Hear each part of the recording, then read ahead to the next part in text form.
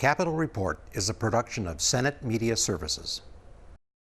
This week, energy takes center stage. Key lawmakers offer their views on prioritizing clean energy resources, on how technology is changing the energy sector, and on the potential infrastructure requirements to make these advances possible. Stay tuned for this week's Capitol Report.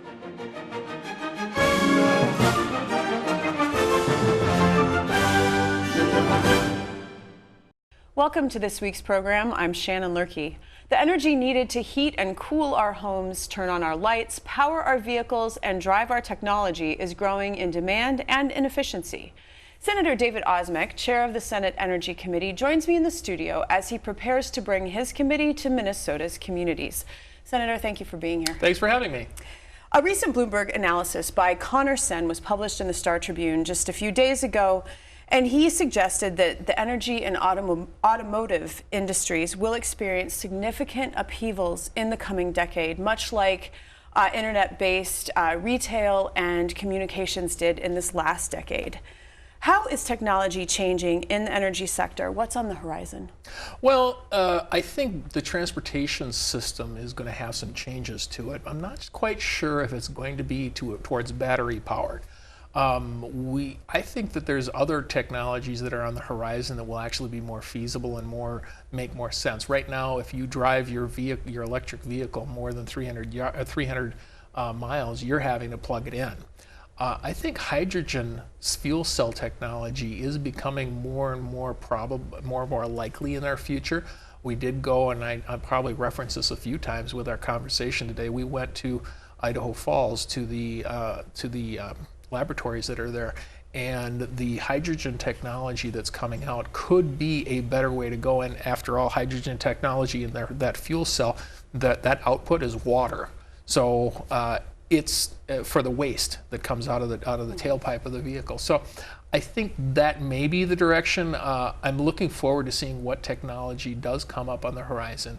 We won't have nuclear powered trucks, but I think it is becoming more and more evident that technology is going to take over the sector. Is it going to be battery powers? I don't know. Well, and then let's talk about your Energy Committee, because one of the items on the agenda for this upcoming legislative session is the Clean Energy First Act, a bill that was sponsored or continues to be sponsored by Senator David Senjem, which would make it tougher for power companies to add new fossil fuel energy sources. So in terms of the big energy picture, you've questioned the necessity of a policy like this and expressed concerns about reliability. So have your views changed as this act has evolved? I don't think there's necessarily changed. I think what my views on this have been very consistent on is that we need to avoid mandates that the energy sector and the energy producers are already naturally going in this direction, that we needed to have common sense legislation that allows for this, but also creates off-ramps. Senator Senjem's, assuming that he is going to be chief sponsor, his draft proposal provides that we do focus on clean energy, because let's face it, I mean, we don't want to put more carbon into the environment than we have to. I acknowledge that. We do want cleaner air. However, how we get there is very important, and there are significant legislative off-ramps. If we find out the reliability and affordability don't make sense to the consumer, nobody, as much as people want clean energy, when you ask the next question, which is how much are you willing to pay for it, if you have to pay triple or quadruple energy bills, there's a lot of people who say, no, I don't. But this provides so that the energy producers have the ability to keep energy affordable, which keeps it energy affordable to you and your house as well as to businesses. So I haven't really changed on it. What I have found, though, is we have some commonality where we can do clean energy and make that the first priority, but also have the ability to keep rates affordable. That's the weight dynamic that is actually happening. But you do agree that the energy sector is maybe in the beginning of a time of change? Absolutely. At least in the United States it is. Now, keep in mind, folks, when you look at clean energy, I mean, the United States and Minnesota have been doing a good job of it. India, China, others are not nearly as proactive and forward-looking as we are. Only about, the numbers I've seen are 85% of the carbon that goes in the atmosphere isn't coming from us in the United States. So I think it's the right direction to go, and we're going to have those interim hearings very soon that are going to be able to take that testimony and talk through what's this going to look like for Minnesota. Now, you mentioned off-ramps. Under the proposal, renewable energy sources consist of nuclear, which I have a question in a moment, solar, wind, hydropower, carbon sequestration, and municipal solid waste. Does this mean that a fossil fuel like natural gas may be used as long as carbon capture technology and storage is also utilized to prevent those greenhouse gas emissions? The general answer is yes. However, we're not quite sure yet with carbon sequestration what that's going to look like. There's a lot of people that are very leery, and I disagree with them. They're very leery about carbon sequestration because that's where we're taking the carbon out of the atmosphere and then creating a market for that gas that actually helps us in North Dakota extract more oil from existing facilities. So some environmentalists don't like that because they just don't like oil. I have news for people. We're going to be an oil-based energy system, at least for transportation, for at least the next decade. We need to have other ways of approaching energy, and if that takes the carbon out of the atmosphere, isn't that a good thing? So we need to have an open mind about what we're doing here, and all of the above, as I've said, I think before on your own program, all of the above is important. Technology is going to provide us some additional directions to go, and I think we're going to find that out with carbon sequestration. Back to the nuclear question, you've argued for several years now that the moratorium on new nuclear plants needs to be lifted. Considering that the Walz administration has a goal of 100% clean energy by 2050, is nuclear power an essential component, and what do we do with the waste? It absolutely is it's going to have to be a component. As much as you might want to have all solar and all wind on the network, on the grid, you do have to have what's called baseload generation. Nuclear is carbon free. You may complain, well, to get the nuclear energy and to get the fuel, you have to exert carbon. Well, you do have to do that to create turbine blades and solar panels too. The short answer is there's technology that's on the horizon that Minnesota can be a leader in. Again, out in Idaho Falls, we saw modular and small nuclear technologies that are on the horizon about 5 to 7 years away. These won't be the traditional power plant structures that you've seen before. Matter of fact, some of them can be put on 100-acre pads. Well, if we go in that direction and deal with nuclear on an even keel, we can have a cleaner environment. A third of our energy right now that comes out of our lights is coming from those 3 nuclear reactors. So we're going to have to replace it, and replacing it with a more current nuclear technology makes sense, as well as they run on less fuels, which means less waste. Ideally, the folks in Washington, D.C. that are terribly dysfunctional should deal with the final solution on where do we store our nuclear waste. We shouldn't necessarily keep it on the pads, but it is safely on the pads right now, and if you go out to our 2 facilities, it's just there, it does nothing. Additional waste, we should have a national repository, but unfortunately that's not something that St. Paul is going to deal with. Finally, I mentioned this in the introduction, the Energy and Utilities Finance and Policy Committee, your committee, will hold 2 meetings later this month, one in Rochester, one in Minnetrista. What are your expectations? Well, first, we're going to be going through the draft proposal that Senator Senjem is likely to be carrying this next upcoming session. We're going to take input from energy producers, take it from environmental groups, take it from average citizens, and look at what we have for a common sense solution. Our solution, I think, and it's even been recognized by DFLers in the DFL House, that this might be a good compromise. I think that's the direction we've gone. I spent all interim. I've spent more time in this building in interim than I've ever spent. I took a lot of time to bring people together, bring stakeholders together, and get this done. So my expectation is we're going to hear from people, we're going to take that information back, consider additional amendments, and then my plan is on February 13th to have this bill in hearing here at the Capitol and pass it out of committee. Because I think the interim hearings are going to be the footwork and the legwork that we need to do, so we should be able to pass that very early in session and send it to the floor. Senator David Osmek, thank you so much. Thanks for having me.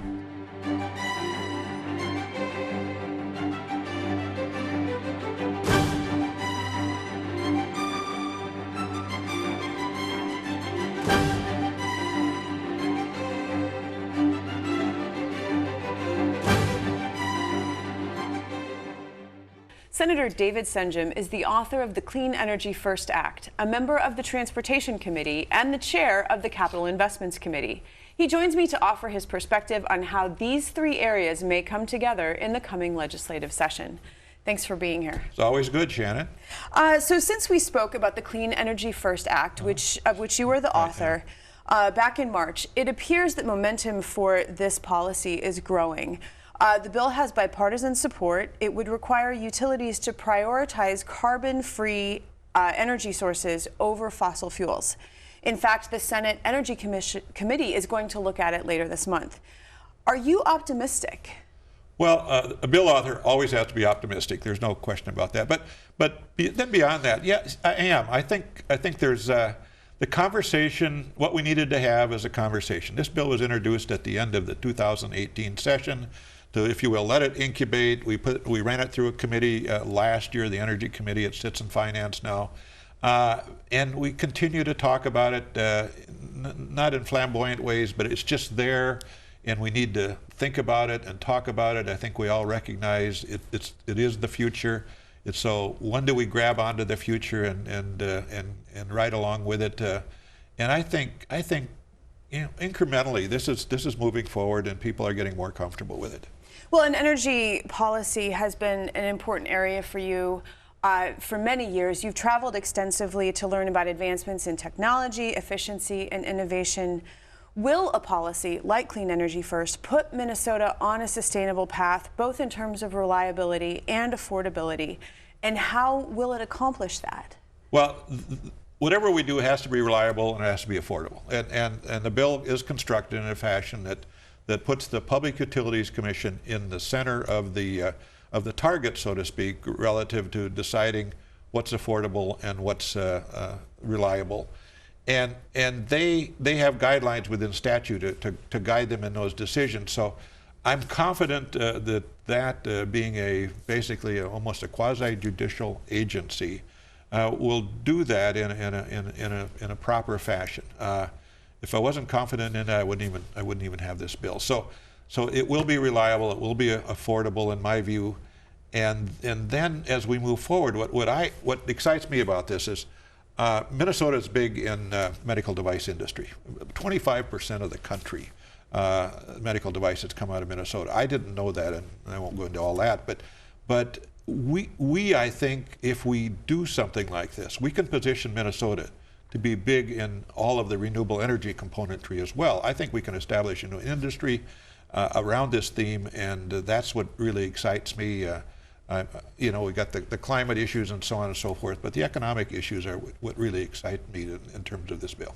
Well, and their technological advancements are on the horizon. You'd like to see Minnesota play a big role in that. And why not? We're that kind of a state. I think whether it's medicine, whether it's medical device industry, whether it's a computer industry, basically started in Minnesota, this can happen too. Now, increasingly, utilities have moved towards renewable energy sources on their own. There hasn't needed to be a mandate to make it happen. That seems to be on the horizon. So is this policy even necessary? Some people question that, and I haven't even questioned that. And I've got a think tank group that I meet with every month, and we've really kind of dissected this question as well with utility people in the group, and they kind of tell me, yeah, we're moving in this direction, but we really need state government to give us that direction, to give us that roadmap. And insofar as I know, at least at this point, most utilities, they like little tweaks here and there, but I think they're comfortable with this direction. It is change. Change is always brings uncertainty and maybe a little bit of fear, but I think practically speaking, the public, by virtue of all the polling I've seen, is way out ahead in terms of wanting this kind of a direction to occur, and I think utilities recognize that, and I think the stars are falling in place. The Walz administration is promoting plans that does incorporate Clean Energy First that would make the state 100% carbon-free by 2050. In your view, is that a realistic goal? Oh, it's all definition. What's carbon-free? If we have a natural gas backup plant to suffice, or at least to complement solar and wind energy, and that's not carbon-free. So I think it's a attractive political statement if you're into it, but it's all definitional, and it will really be difficult to totally rid carbon from our environment. I mean, it's part of us, and it's part of how we live and what we use, and so, but we can clean it up a lot. And I often say we can't burn this earth up forever. The anaerobes, the microbes down that make all this gas and oil, they can't keep up to our use. And so whether it's 1,000 years from now or 10,000 years from now, this is not an infinite supply. And so from a standpoint of a stewardship, let's move forward and do what we can in our generation to start this path. Well, let's turn just a little bit, because you're also bonding chair, and there will likely be a bonding bill this session. We're talking about change, we're talking about technology, we're talking about energy production. Other sectors that significantly contribute to greenhouse gases are industry, agriculture, and transportation. Are there infrastructure needs in the state to enable the state to make this move towards more renewables, more electric car charging stations, or other ways of delivering energy? Is there infrastructure that needs to happen? Well, no question on the electric vehicles, and a lot of people say I'd never have one, but I'm going to believe that maybe not the next car, but the car after that for most of us will be an electric car. We do need more charging stations. You may or may not know that the $70 million Volkswagen settlement suit that Minnesota has obtained, that $70 million will largely be used to install electric car chargers across Minnesota. And when that happens, it's going to, I think, even enhance the use of those kind of vehicles. And with respect to agriculture, a little difficult. It's pretty hard to pull a a 16-row cultivator with a electric tractor. Maybe someday it'll happen, but I don't think anytime soon. So you just have to work on this incrementally and let technology work for you, and that's going to take a generation or two. But I think we're heading on the right direction. Now, finally, before you go, and we'll talk at length about this later in the session, but as bonding chair, what infrastructure projects appear to be essential to you? Oh, it's roads and bridges. It's wastewater infrastructure. It's we call it HEAPR, funny kind of word for fixing up our colleges and universities. Those basic kind of structural kind of issues, and especially roads and bridges and wastewater, are just paramount on the list of things to do, and will be a large part of our 2020 bonding bill. And I will look forward to talking with you more about that later. Senator David Senjem, thank you. Always good, thank you.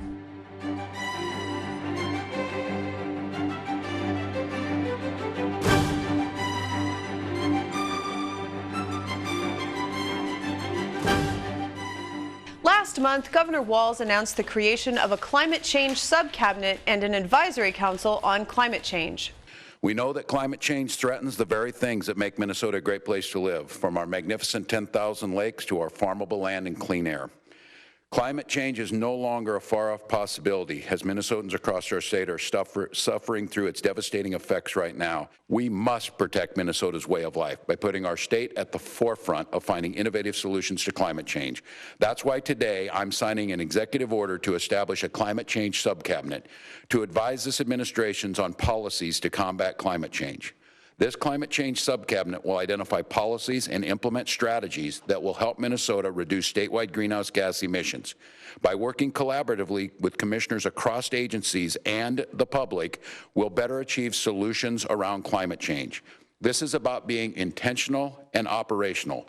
Policies and strategies to make sure that the state is not only addressing emissions, but resiliencies are built into everything that we do. Because of the devastating effects of climate change, we have to think about how we build our roads differently. We have to think about shoreline protection. We have to think about growing seasons, and we have to think about health impacts as temperatures change throughout the state. Senator Nick Frentz is carrying the governor's climate change proposals. He recently joined me in the studio, and I began by asking him how Minnesota is affected by climate change. Minnesota's seeing the effects in several ways. I just came from the Minnesota Environmental Congress, which by luck was held in Mankato today. About 400 Minnesotans and the governor talking about the ways climate change is affecting us. Where I live, agriculture is the primary driver of the economy. We have flooding, we have heat, and those are affecting our ability to grow and make farms profitable. We're also seeing the effects of climate change in the heat itself, which raises questions about how we're going to continue to power, how we're going to continue to have transportation, and what we're going to do if we aren't able to bend the curve back. Things that were predicted 20 years ago, which some Americans were skeptical of about climate change, are now proving to be, if not daily occurrences, frequent. And while Minnesota doesn't have hurricanes, some of those same things are going to start affecting us more and more rapidly.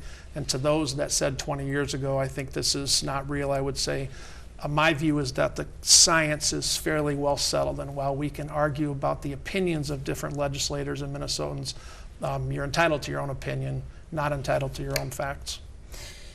To get into some specifics here, sure. Last session, Senator David Senjem was chief author of a bill called Clean Energy First, which has been incorporated into an aspect of the governor's clean energy proposal. It would make it harder for power companies to add new fossil fuel energy sources. It would also fortify a preference for green technology. The Senate worked on the bill last session. The House had a similar version. So there's bipartisan support. Something is coming together. What's your view on this clean energy first part? Well, first of all, I work with Senator Senjem. He and I also traveled as part of a delegation to Germany 2 summers ago to study their renewable energy. They're way ahead of us. I support the spirit of clean energy first. As you may know, the governor's bill breaks into 3 pretty bite-sized pieces: carbon-free energy production by 2050, optimization, which is the encouraging of municipals, investor-owned utilities, and co-ops to efficiency means, and then clean energy first, which is to tell the Public Utilities Commission, let's create a preference for renewables, wind and solar, and work in combination to make a plan so that we're going to reduce fossil fuel burning, reduce carbon emissions, and hopefully mitigate the effects of climate change. Long story short, Shannon, those efforts that Senator Senjem made and those parts of the governor's bill and his bill, those are good things, and we should continue to work on them. Another prong of the governor's approach is the 100% clean power by 2050. And now he's created a sub-cabinet and an advisory council to work towards that. But critics are saying that this is heavy-handed and may result in significantly higher energy costs. How do you respond? Well, first of all, I saw the press conference yesterday, and so now the executive branch has a climate clean energy cabinet. The House has got a climate clean energy cabinet. Kind of makes us in the Senate a little bit jealous. Stay tuned on those questions about the Senate. As you talk about mandates and whether they're heavy-handed, you must establish what is the cost of our present trajectory. And if you followed the United Nations report from 48 hours ago, there's a large number of scientists who say even on our present path, we're going to see worse and worse results, worse and worse outcomes, worse and worse property damage, worse and worse natural events if we don't take a more serious approach. And to those critics that talk about mandates, I'd say it's a simple balancing of not just the question of what will it cost, but what will it pay. And I think we'll have to take further steps. And I think Minnesotans in particular are saying, well, we've obviously got to do something. I was on the U.S. Environmental Protection website looking at numbers about greenhouse gas emissions. The percentages are available from 2017. Electricity production accounted for 27.5%. Slightly greater contributor is transportation at 28.9%. So we're talking the burning of fossil fuels for cars, trucks, planes, trains, the way that we move ourselves and our commodities. What policies can help tackle this aspect? Well, that's a great question. And from my seat on the Senate Transportation Committee, we had some testimony about our transition to electric vehicles, hybrids, and how we can make that affordable. You're seeing already a lot of discussion statewide about charging stations, about the ways that we can reduce emissions and still effectively provide transportation. One of my friends from Mankato commutes back and forth to the city, so 150 miles round trip, give or take. He said he drove 8,500 miles this summer in his electric vehicle, $300 total cost. So what we want people to understand is that there is a savings to this transition in addition to the climate benefits of not burning fossil fuels and not putting carbon into the air. These changes, though, bring with them other challenges and new ways of living and building things. When you look at the third leading contributor of greenhouse gases, it is industry at 22%. In a tweet to Governor Walz, at Minnesota Miners said that Greater Minnesota needs good-paying jobs. Quote, "We want jobs, not California progressive policies." Might these policies aimed at reducing greenhouse gases cause job losses, not to mention just changes in how we live, which is, can be frightening? Sure, it's a good question. And one of the things we'd like to think is that we're all in this together. So if it's going to affect one sector like mining, of course, more of a factor in northern Minnesota than agriculture where I live, it's got to be all together, one Minnesota. There are 11 states besides California that have enacted, for example, the Clean Cars Initiative. They have not seen a loss of jobs. They have not seen a hit to their economy. And you've probably heard this number before, but we estimate about 60,000 clean energy jobs in Minnesota right now. I thought we saw a study earlier this year that said the fastest growing job in Minnesota is solar installer and technician. So for the miners, I would say, you're our brothers and sisters. We don't want anything that's bad for you. We're all in this together, though, and we're going to create jobs and hopefully do it in a way that protects every part of the state and grows the economy. Finally, the issue of whether climate change is caused by human behavior has become controversial. However, there are businesses now, like Cargill announced this week, who are making a commitment to reducing greenhouse gas emissions by 30% by 2030. Other companies are taking their own actions. Without state and federal policies, won't the market eventually have to make its own adjustments to ensure continued profits? Sure. Well, first of all, don't you just love the Minnesota companies that take the lead and do things that people want? I mean, that's what makes Minnesota great, is some of these companies that really show public interest at heart. So hats off to them. Second of all, your question is, won't the marketplace go there anyway? Good. Then these mandates will be of no harm. The only question about the marketplace going is if it doesn't go fast enough to reduce climate change, in which case the signal that the state will send about energy generation, about transportation, about efficiency will be necessary.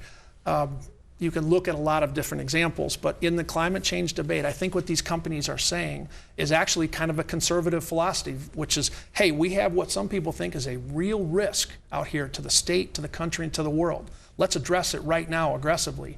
If it wasn't a real risk, fine, we created clean energy, we built windmills and solar, and we've done no harm. If it was a disaster waiting, and a lot of people think it is, we may have averted it and saved the planet for our children, our grandchildren, and everybody to come after that. And so for those companies, I think investing their own dollars, of course, that's a sign that they're pretty smart, and I think I agree with them that we need to move.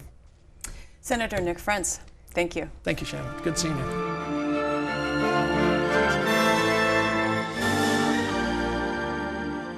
Join us again next week as we delve into more topics affecting Minnesotans. I'm Shannon Loehrke, and on behalf of all of us at Senate Media Services, thanks for watching.